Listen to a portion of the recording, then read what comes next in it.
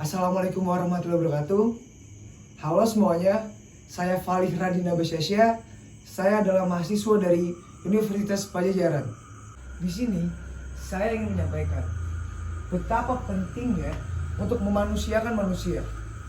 Bapak dan Ibu sekalian, apa yang terlintas di benak kalian jika ada seseorang yang tidak kalian kenal atau bahkan tidak pernah bertemu dengan kalian sebelumnya, tapi memuji dan bahkan sampai menggoda kalian dengan kata-kata yang tidak seharusnya, dan bahkan sampai mengeluarkan kata-kata yang tidak pantas untuk dikeluarkan. Bahkan lebih parahnya lagi, pelaku sampai membicarakan tubuh kalian, atau ini yang biasa disebut dengan catcalling. Catcalling dapat diartikan sebagai pelecehan verbal yang merupakan suatu perbuatan yang dilakukan seperti melontarkan kata-kata bersifat porno, seksual, maupun perilaku genit, gatal, bahkan centil pada orang lain yang akan menimbulkan rasa tidak nyaman. Nah, pelecehan di jalan atau pelecehan di ruang publik seperti di jalan pasar atau di transportasi umum dan juga di media sosial. Mereka menggoda dengan cara memberikan gestur, mensiul, atau memberikan kata-kata yang tidak pantas pada korban yang akan membuat si para korban ini tidak nyaman. Parahnya lagi, hal semacam atau hal seperti ini seringkali dianggap sebagai cadaan atau bahan guyonan. Padahal jika kita pikirkan ulang, hal semacam ini dapat memicu orang untuk menjadi depresi, apalagi orang yang mengalami gangguan mental atau orang yang mudah tersinggung.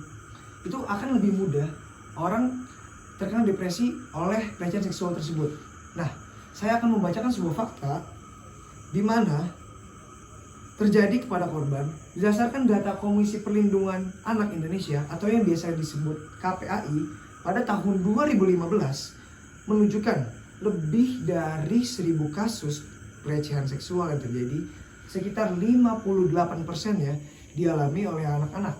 Dan banyaknya kasus pelecehan seksual yang ada di negeri ini sangat disayangkan. Masih banyak kurangnya kepedulian masyarakat akan hal ini. Dan tentu saja sangat disayangkan sedikit sekali orang yang melaporkannya. Banyak korban yang merasa takut bila hendak melawan para pelaku. Betul begitu?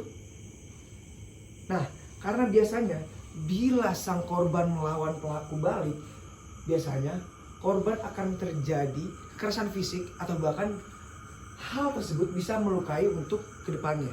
Tentu saja pelecehan verbal dapat mengakibatkan dampak psikologi bagi yang mengalaminya. Mereka akan lebih kurang nyaman dan juga bahkan mereka kurang aman saat berada di depan tempat umum. Besar kemungkinan korban akan lebih membatasi waktu dan juga bisa menyebabkan kerusakan pada emosinya. Nah, tak jarang korban dari pelakuan pelecehan seksual ini yang berakhir pada dampak fisik. Entah itu luka atau bahkan dia akan melukai dirinya sendiri. Di Indonesia, hampir setiap hari pengguna tempat umum merasakannya.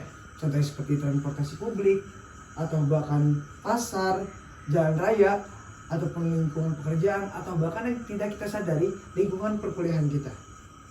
Dan fakta lain menyebutkan, pada tahun 2014, kota Jakarta ditetapkan sebagai urutan kelima sebagai transportasi umum yang berbahaya dari 15 kota besar lainnya. Dan juga sebanyak 90% wanita merasa waspada.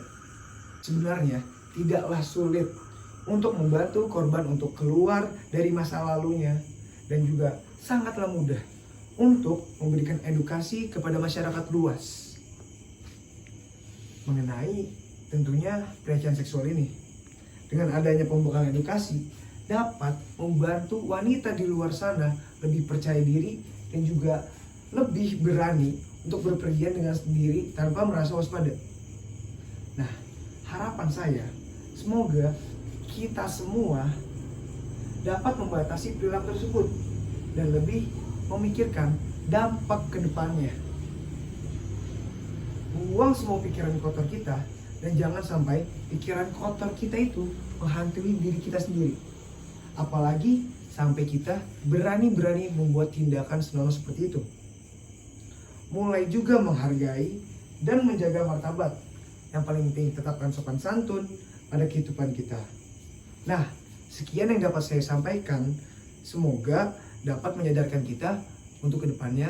Kurang lebih mohon maaf. Assalamualaikum warahmatullahi wabarakatuh.